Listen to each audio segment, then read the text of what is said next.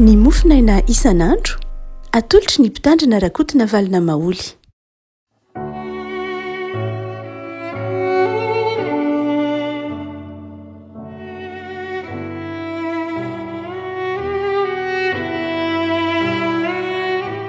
Fanomerahantsika revako malala tratra ity talata fa 4 ny volana Jolay ity.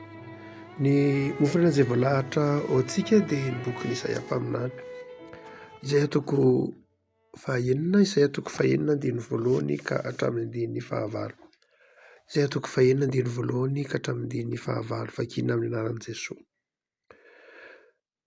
Tamin'ny taona nahafatesan'ny Ozia-mpanjaka no nahitako ny Tompo nipetraka teo ambonin'ny seza fiandrianana avo sady manerinerina, ary nebanebana akanjony nahafeno ny tempoly. Nisy serafima nitsangana teo amboniny, samy nanana elatra enina avy. Ny roa nanarona ny tavany, ny roa nanarona ny tongony, ary ny roa nanodinany. Ary nanandratra ny feon'izy ka nifamaly hoe: masina, masina, masina Jehovah tompony maro, henika ny voninahiny ny tany rehetra. Dia niorohoro ny fanambaniny tokoa noho ny feon'ireo nanandratra ny feony, ary feno setroka ny trano. Dia hoy izaho: lozako, maty aho fa lehilahy malotomolotra sady ato amin'ny firenena malotomolotra no iterako, fa ny mpanjaka dia Jehovah tompony maro no efa hitan'ny masoko. Dia nanidina nanatonay ny serafima anankiray nitondra vanahy fitendry tanana izay nalainy tamin'ny tandra avy teo amin'ny alitara. Ary natehiny vavako izany ka hoy izy: indro, efa nitehika tamin'ny olotra ao io, ka dia ho afaka ny olokao, ary voavela ny fahotanao. Ary nandre ny feon'ny Tompo ao nanao hoe: iza no hirako, iza no irahiko, ary iza no andeha ho irakay. Dia hoy izaho: ity aho, iraho aho. Ray Masino, manamasinana amin'ny fahamarinana ny teninao, ny fahamarinana. Amen. Hoy Isaia mpaminany eto revako malala manao hoe: tamin'ny andro ny Ozia-mpanjaka taona nahafatesan'ny Ozia-mpanjaka no naraisany, nandrenesany, naraisany ny antson'Andriamanitra. Ndrika zao hoe tamin'ny andro ny Ozia-mpanjaka moa dia milaza vanim-potoana io, milaza fotoana io, tahaka ny tenintsika hoe tamin'ny andro Radamana, tamin'ny andro ny Ranavalona na tahaka izany, na hoe tamin'ny andro ny Pontio Pilato, dia milaza fotoana io satria nisy Pontio Pilato dia nisy ilay tantara, satria nisy Ranavalona dia nisy ilay tantara. Noho izany dia milaza vanim-potoana fotsiny ihany io. Kanefa koa tsy milaza vanim-potoana ihany fa milaza epoka, milaza zavatra mitranga, milaza zava-nisy tamin'izany fotoana izany. Ary efa miteny hoe tamin'ny andro ny Ozia-mpanjaka dia misy zavatra ao an-tsaina, fandrosoana ara-toe-karena, fandrosoana ara-tsosialy, fandrosoana ara-politika nefa fahotana maro, fahalovana. Izany dia rehefa miteny hoe tamin'ny andro ny Ozia. Dia eto amin'ity mofinaina ity ary dia mamaly ny fanontaniana izy ity satria amin'ity volana Jolay ity moa ny lohahevitry ny mofinaintsika dia ny hoe manaiky ho iraka ny mpino. Ka raha amin'ity boky ny Isaia mpaminany ity isika dia afaka mamaly ny fanontaniana tsara mihitsy manao hoe: iza ny olona irahan'Andriamanitra, na hoe olona manahoana no manaiky ho iraka Andriamanitra, olona manahoana no manaiky ho iraka Andriamanitra, olona manahoana no manohina ny antson'Andriamanitra. Satria Andriamanitra mametraka fanontaniana hoe: iza no ho irakay, iza no anaiky ho iraka, dia iza no mamaly izany fanontaniana izany, olona manahoana no mamaly izany.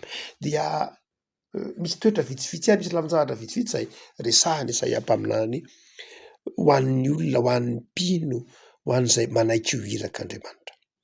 Voalohany indrindra dia hoy Isaia mpaminany manao hoe: hitako Andriamanitra teo amin'ny seza fiandrianana avo, ary nebanebana akanjony mameno ny tempoly. Inona hevitra izany andininy lavabe izany? Voalohany dia izao: ampahitan'Andriamanitra ny voninahiny Isaia mpaminany. Ampahitan'Andriamanitra ny voninahiny Isaia mpaminany. Ny olona manaiky ho iraka Andriamanitra, ny olona manohina ny antson'Andriamanitra dia olona voalohany indrindra nahita ny voninahitr'Andriamanitra, nahita ny voninahitr'Andriamanitra. Rehefa miteny hoe voninahitra isika amin'ny teny hebreo ao amin'ny testamenta taloha kabod zay milanja hoe zavatra mavesa-danja, mafonja, tsy maivamaivana zany. Tsika mazava miteny hoe voninahitra de ohatran'ny zavatra maivana amin'ny teny malagasy. Fa lay teny hoe kabod amin'ny teny hebreo dia milaza zavatra mavesatra, tsy zaka. Ary dia eto zany dia ny olona zay maneho ny anson'Andriamanitra dia nahita zay maizy azy an'Andriamanitra, ny voninahitr'Andriamanitra mavesa-danja. Ary dia hoy izy manao hoe eo amin'ny seza fiandrianana. De afaka malala ny olona zay rain'Andriamanitra, manona ny anson'Andriamanitra de efa nahita ny voninahitr'Andriamanitra. Ary io voninahitr'Andriamanitra io no mahatonga antsika tamana miaraka amin'Andriamanitra, manaiky anompo an'Andriamanitra. Tsaroantsika tsara ao amin'ny testamenta vaovao, ao amin'ny filazantsara sinoptika, izy telo mirahalahy. Rehefa nentin'i Jesosy niakatra tany an-tendrombohitra, Petera sy Jaona ary Jakoba, de nahita fiovan-tarehin'i Jesosy, nampahitany Jesosy ny voninahitr'Andriamanitra izy. Ary niteny mihitsy manao hoe andeha anao tranolay eto isika rahabe. Zany hoe andeha hiaraka aminao monina eto isika. Atao adinony izy telo mirahalahy mihitsy ny fiainana hafa, ny fiainana isan'androny. Fa tena tamana niaraka tamin'Andriamanitra izy. Zay le olona mahita ny voninahitr'Andriamanitra. Ny olona mahita ny voninahitr'Andriamanitra dia manaiky ho irak'Andriamanitra. Na koa ampahitan'Andriamanitra ny voninahiny isika de manaiky ho irany. Fa ny faharoa de tsy zay ihany hitany Isaia mpaminany. Fa izy manao hoe nieban'akanjony nge de nameny ny tempoly. Zany hoe hitany Isaia mpaminany zany ny fahalebiazan'Andriamanitra, ny fiandrianan'Andriamanitra, lehibe Andriamanitra. Lehibe Andriamanitra, manerana ny tempoly, manerana lay tontolo kely ny Isaia, lay tontolon'ilay tempoly. Hitany Isaia mpaminany ny fahalebiazan'Andriamanitra. De afaka malala, ahoana moa no ahafahanao anompo olona? Ahoana no anekenao na ankatoa olona zay kely noho enao? Tsy azo eritreretina mihitsy zany. Raha misy olona maniraka ka kely noho enao le maniraka dia kely amin'ny lafiny hoe fahefana, kely amin'ny hoe andraikitra, kely amin'ny lafin-jahatra maro samihafa, de tsy mankatoa azy ianao. Fa matoa ny olona anankiray afaka maniraka, na afaka mibaiko, na afaka mampanoha zavatra de zao satria lehibe noho enao izy. Ary dia zay mahatonga ny tompo eto maneho ny fahalebiazany amin'ny Isaia mpaminany, mba hahatonga ny Isaia mpaminany hankatoa sy hanaiky azy. Ary mandrakariva ny afaka malala dia asehon'ny tompo amintsika mihitsy io fahalebiazana io. Zay mahatonga ny Isaia mpaminany eto milaza manao hoe mpanjaka izy, tompon'ny maro, tsy ahitohaina, tompon'ny maro. Ndraindray ara moa Isaia mpaminany de manao mihitsy manao hoe Jehova zay tompon'ny maro, tsy ahitohaina, Yahvé Sabaoth, zany hoe lay Andriamanitra tompon'ny maro, lay mpiady mahery, lay tsy ahitohaina, lay jeneraly mpitarintafika, zay hoe Yahvé Sabaoth. No zany dia asehon'Andriamanitra amin'ny Isaia mpaminany ny fahalebiazany, ny heriny, ny fiandrianany. Zava-dehibe rehefa koa malala ny olona afaka manohina ny anson'Andriamanitra de olona efa nahita izany. Nahita izany fahalebiazan'Andriamanitra izany. Fa ny fahatelo de zao Isaia mpaminany, hitako koa ny fahatsaran'Andriamanitra. Hitako ny fahatsaran'Andriamanitra. Marina fa tsy mivantana eto le teny hoe fahatsarana. Saingy ny fanehoana Isaia mpaminany ny zavatra mitranga rehetra de ahitana lay fahatsaran'Andriamanitra. Mahafinaritra ny teolojia amin'ny Paoly rehefa Paoly miteny hoe tsara de misy voambolana roa fampiasan'ny Paoly, apôstôly io zany, rehefa miteny hoe tsara. Ny voalohany a dia ilay tsara ataontsika hoe kalos, lay tsara hita maso, lay mahafinaritra, tsara lay qualité zany rehefa miteny hoe kalos, lay tsara, zavatra lay zavatra estetika zany. Dia io asehon'ny mpanao salamy koa io. Mpanao salamy de milaza fa rehefa miteny hoe tsara Andriamanitra de maneho Andriamanitra tsara. amin'ny zavatra ataony, tsara ny zavaboary. Io le kalosiny Paoly hoe tsara ny zavatra ataon'Andriamanitra, ny fahatsaran'Andriamanitra de hitanao amin'ny fahatsaran'ny zavatra ataon'Andriamanitra, amin'ny zavaboarin'Andriamanitra, amin'ny fitantanan'Andriamanitra, amin'ny fitondran'Andriamanitra. De tsara Andriamanitra io mpanao salamo, tsara izy. Zay lay kalosy, tsara ny zavatra ataon'Andriamanitra. Fa ho ihany Paoly manao hoe tsara Andriamanitra na tsara ny tsara amin'ny Paoly, de izao koa misy le ataony hoe agatos, lay bon, tsara amin'ny lafiny moral, zany hoe mendrika. Ary dia io koa averin'ny mpanao salamo hoe Andriamanitra de tsy hoe tsara ihany amin'ny zavatra ataony, hitanao hoe tsara ny zavatra ataony, fa tsara mihitsy koa ny fomba fitondrany, tsara ny fomba fitantanany, tsara Andriamanitra ka mitondra sotoavina tsara, tsara amin'ny lafiny moral, marina, mahitsy. Zany de ao anatin'ny fahatsaran'Andriamanitra no antsoin'ny Paoly hoe agatos. Ary dia hitany Isaia ampaminany zay fahatsaran'Andriamanitra izay, fahatsaran'ny zavatra ataon'Andriamanitra, fahatsaran'ny asan'Andriamanitra, fahatsaran'ny toetran'Andriamanitra, lay ataontsika hoe tsara rehetra de hita ao amin'Andriamanitra. Ny olona zay afaka manohina hoe za Andriamanitra irao aho, de olona efa napahitan'Andriamanitra ny fahatsarany, tsara ny fitondrany, tsara ny fitantanany, resy lahatra amin'ny fahatsaran'Andriamanitra.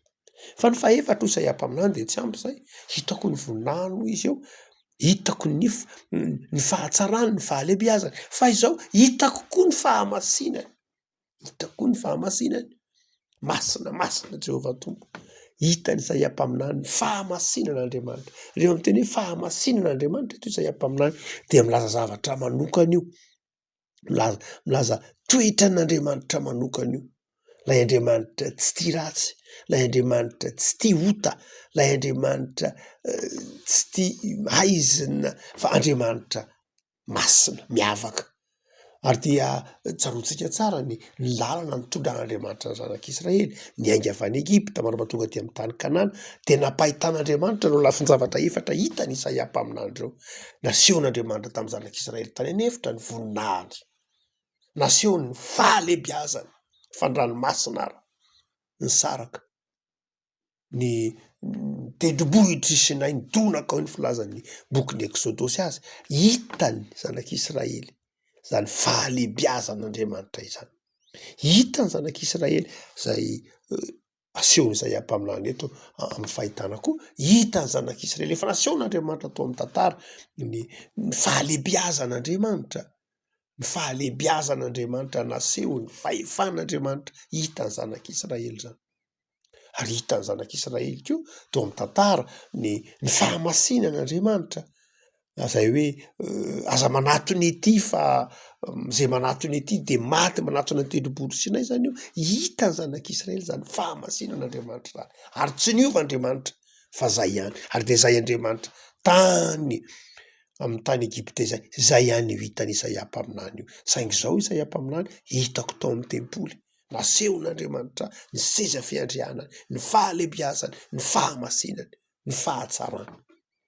Ny afaka malala ampy ve zay ka afaka raha nijanona teo afaka nanona ny antsy fa Isaia ampaminany? Tsia, tsy mbola ampy zay ho Isaia ampaminany. Ny olona mahita fotsiny fahalebiazan'Andriamanitra, ny voninahitr'Andriamanitra, fahatsaran'Andriamanitra, ny fahamasinan'Andriamanitra, ny fiandrianan'Andriamanitra, mety mahita an'izany fa izao tsy mbola afaka manahirak'Andriamanitra izy ho Isaia ampaminany. Fa izao rehefa nahita an'izany rehetra zany ny olona Isaia ampaminany de izao nihatsiaro tena ho mpanota izy ary. Dikana faharoa, rehefa hita zay atribu zay maizy azy an'Andriamanitra eo Isaia ampaminany de izao tsapako kosa ny mahaiza ahy, rehefa hitako ny maizy azy an'Andriamanitra, ny fahatsarany, ny fahalebiazany, ny voninahiny, de hitako kosa ny maha mpanota aho Isaia ampaminany. Refako malala hitatsika ny mahampanota antsika rehefa miaona amin'ny fahatsaran'Andriamanitra isika. Tsapatsika ny mahampanota antsika, ny maharatsy antsika rehefa miaona amin'ny fiandrianan'Andriamanitra isika. De tsapa lay mahampanota, hita lay fahalemena, hita lay fetra, lay limita, hita lay fetranao indrisy maloto molotra. Ary eto Isaia ampaminany de tena manao hoe lozako maty aho. Rehefa miteny izy manao hoe lozako maty dia ina ny hevitra iray raha lazaina amin'ny fomba mety ho mahazatra antsika dia manao hoe inona ary ty mahazo ahy Andriamanitra, jereo ty mahazo ahy, fa inona ty mahazo ahy, mpanota ratsy aho, jereo ty izaho, zany hoe mahatsiaro ho tsy tanteraka Isaiah-Mpaminany manoloana ny fahatsakan'Andriamanitra dia mitondra inona, mitondra fahatsiarovan-tena, ny fahatsapantsika ny fahatsaran'Andriamanitra, ny fahitantsika ny fahatsaran'Andriamanitra dia mahatonga antsika mahatsiaro tena, mahatonga antsika mahatsiaro tena, mahatonga antsika mandiny tena, mahatonga antsika mahatsiaro ny tsy fahamendrehantsika. Dia hitan'ny Isaiah-Mpaminany zany teo amin'ny tenany toy izy manao hoe maloto molotra. Afaka malala ny olona irahin'Andriamanitra, manaiky ho iraka Andriamanitra dia izao olona mahatsiaro fampanota, olona mahatsiaro fampanota ary tsy hoe mahatsiaro fampanota ihany fa mahatsiaro koa fa monina ao anatina fiarahamonina maloto sy mpanota, tsy hoe mahatsiaro ny fahatsaran'ny tenany fa mahatsiaro ny fahatsarany, ny faharatsiany, tsy fahatanterahany ny tenany sy ny manodidina azy rehetra. Ary dia hoy Isaiah-Mpaminany manao hoe tao aorian'izay dia izao iny hitako lay anjely nitondra vainafo nalaina avy tao amin'ny alitara ary nametraka izany teo amin'ny molotro. Io le fahasoavana ilay avako malala. Isaiah-Mpaminany rehefa nahita natsiaro tena ho mpanota dia tsy nijanona teo Andriamanitra, tsy hoe navelan'Andriamanitra nijanona tao amin'ny fahatsiarovan-tena ny mahampanota azy akory Isaia, fa izao nirahan'Andriamanitra lay anjely. Tsy Isaia no nangataka hoe za mba diovy tsia, fa Andriamanitra no nanapa-kevitra, Andriamanitra no nanana fahefana, nanapa-kevitra ary naka ny vainafo tao amin'ny alitara. Rehefa miteny hoe alitara sika dia mampatsiaro antsika ny tempoly, rehefa miteny tsika hoe alitara dia mampatsiaro antsika ny sorona vainafo nalaina tao amin'ilay alitara, mampatsiaro antsika tandindon'i Jesoa nga io e, rehefa tena jerena tandindon'i Jesoa aty amin'ny testamenta taloha io dia nalain'izay toy ny rahan'i Kristy raha aty amin'ny testamenta vaovao dia nanadiovana an'i Isaiah-Mpaminany. Rehavako dingana manaraka ho Isaiah-Mpaminany dia izao rehefa natsiaro tena fa tsy tanteraka, natsiaro tena ho mpanota satria nifanojo tamin'ny fahatsaran'Andriamanitra dia izao nanaiky hanadio Andriamanitra dia niodiovy ny havako ary zay dingana faharoa, dingana ataon'Andriamanitra manokana ao amin'ny fiainantsika. Izy ny miasa, izy no manendry antsika, manala, manafaka antsika amin'ny fatorana, amin'ny fahazarana. Ary ny fahatelo dia izao Isaiah-Mpaminany, tsy hoe tsapako ihany fa mpanota aho, tsy hoe tsapako ihany fa mpanota ny fiarahamonina misy ahy, fa ny fahatelo tsy hoe nanadio ahy ihany Andriamanitra ka nisahirana tamin'ny alalan'ilay anjely nitondra vainafo nanafaka ahy tamin'ny fatorana, fa izao Isaiah-Mpaminany nandrefeo ahy dia ny teny manao hoe afaka ny helokao ary voavela ny fahotanao. Zay ny zava-dehibe indrindra ho Isaia, nahatsiaro voavela heloka izy, nahatsiaro famelan-keloka, tsy hoe afaka tamin'ny fahotana, tamin'ny fatorana mangeja, fa izao nahazo famelan-keloka, nahazo fanasitranana, voavela ny helokao, voavela ny helokao, afaka ny fahotanao. Rehavako hotsika manao hoe iza ny olona afaka manoina lay antso, ny olona afaka manoina ny antson'Andriamanitra nahitany nahampahitan'Andriamanitra ny maizy azy izy aloha. Andriamanitra naneho ny tenany tamin'ny olona anankiray, Andriamanitra no efa naneho ny tenany tamintsika, tsy tsika ny nahitan'Andriamanitra fa Andriamanitra no efa napahafantatra ny tenany tamintsika, nasehony tamintsika ny famindram-pony, nasehony tamintsika ny fahatsarany, ny fahalebiazany, satria natao anatin'ny ota isika dia tsy hitantsika izany. Tamin'ny andro Nozia mpanjaka ange nanankarena ny olona, nandeha ny toe-karena, nandeha ny varotra, nandeha daholo ny zavatra rehetra dia izay no hitan'ny olona, fa tsy hitan'ny olona tamin'ny andro Nozia ny faharatsiany, tsy hitan'ny olona ny fahotany, ny fahalovany, fa Andriamanitra no naneho izany tamin'ny Isaiah-Mpaminany.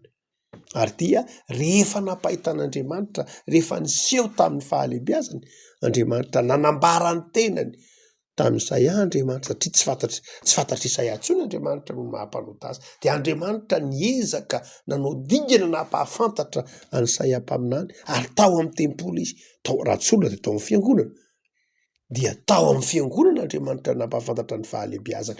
Tao niona ny Isaia mpaminany. Antso mifamatotra tamin'ny tempoly, antso mifamatotra amin'ny fiangonana. Dia izao rehefa hitan'ny Isaia zay, dia hitan'ny Isaia kosa ny mahampanota azy. Hitan'ny Isaia ny mahampanota azy. Ary rehefa hitan'ny Isaia ny mahampanota azy, hitantsika ny mahampanota antsika. Dia izao manadio antsika ny tompo. Maimaim-poana. Ao amin'ilay izay dikany hoe alitara, izay dikany hoe vainafo. Manadio antsika maimaim-poana ny tompo. Voavela eloka. Raha tsy voavela eloka, tsy azo irahana. Raha tsy natsiaro ny vahana tamin'ny fatorana, tsy azo irahana. Tsy afaka mampiasa fitaovana maloto mihitsy ianao, fa fitaovana madio no ampiasainao. Rehefa hanao sakafo tsara ianao, dia tsy maintsy diovinao daholo ny fitaovana rehetra. Ny fitaovana madio, ny fitaovana voakarakara, ny fitaovana nalamina tsara, zay no azo ampiasaina. Ary dia izay nataon'Andriamanitra tamin'izay ampaminany eto. No dioviny, ny karakarainy, namboariny, ny tefeny, dia zay vao azon'Andriamanitra ampiasaina. Tsy fanao ny mampiasa na iza tsisy olona mampiasa fitaovana fantatra fa tsy hahavita na inona na inona. Fa izay fitaovana efa namboarina, no karakaraina, sy no manina no azo ampiasaina. Saingy izao anefa mbola tsy nanery Andriamanitra, tsy nanery ny Isaia mpaminany mihitsy Andriamanitra, fa mbola nametraka ilay fanontaniana hoe iza no irakay. Izany hoe Andriamanitra tsy nanery. Na dia nanao izany rehetra izany tamin'ny Isaia mpaminany aza izy, dia mbola nanome safidy ny Isaia mpaminany. Andriamanitra zany hoe tsy manao hoe dioviko ianao ry Isaia mpaminany, fa izao ny fepetra, manao iraka ianao. Tsy izay. Tsy nametraka condition mihitsy Andriamanitra, na nanao chantage. Tsy izay Andriamanitra. Fa nanadio maimaim-poana ny Isaia mpaminany. Nampahita, izay nataon'Andriamanitra amin'ny fiainantsika, diovo ny maimaim-poantsika, ampahitany antsika ny voninahiny, ny fahatsarany, ny fahalebiazany, dia mametraka fanontaniana amin'izay izy. Iza re ny anaiko irakay? Raha tsorona, vonona venao irahiko. Tsy manery aho. Dia Isaia manao hoe inty aho, irao. Enganeravako malala, iombona amin'ny fiantsonana Isaia mpaminany ianao, ka tsy hifanjana amin'izay zavatra ampanaovin'Andriamanitra anao. Tsy hanao hoe aleoloha amin'ny herinandro indray tompo ity vao ataoko, aleoloha amin'ny tapa-bolana, vonina tompo fa andraso aloha amin'izao, vonina tompo fa raha ohatra ka menao an'izao, vonina tompo raha ohatra ka sy ny sisa sy ny sisa sy ny sisa. Fa angane iombona fiampotsoana amin'ny Isaia mpaminany ianao, satria efa napahitany ny tompony fahalebiazany ange ianao, efa napahitany ny tompony fahatsarany ange ianao, efa napahitany ny tompony famelan-keloka ange ianao. Noho izany meteza iombona fiantsoana amin'ny Isaia mpaminany, ka izay zavatra ampanaovin'ny tompo anao dia ataonao amin'ny fifaliana sy ny fitiavana. Ivavaka isika. Tompam-pisaoranao izay noho ny fitiavanao sy ny famindramponao, fa efa nampahitanao ny fahalebiazanao sy ny fahatsaranao zahay. Efa nampahitanao ny fiandriananao sy ny voninahitrao zahay. Ary efa nidiovinao, no sasanao, ny sairananao. Ary dia ampahiray izay tompo hanao ny sitraponao. Manaiky ho irakao, inty aho, irao aho. Manaiky ho irakao izay fiangonana, manaiky irakao izay mpino. Dia masiny mandrakariva. Tehirizy tompo. Mba ho mendrika izay lalana hitondranao anay. Dia tahio ny fiangonanao tompo. Mba ho madio lalandava, tsy ho apetipetiny izao tontolo izao amin'ny asa ianarahanao azy. Vavak'izay ho an'ny mpino voahiraka rehetra dia ny fiangonana izay nandray ny antsonao. Dia ampahirezo ny fiangonanao tompo, handeha amin'ny fahamasinanao, ny fahatsaranao, ahita ny fahalebiazanao.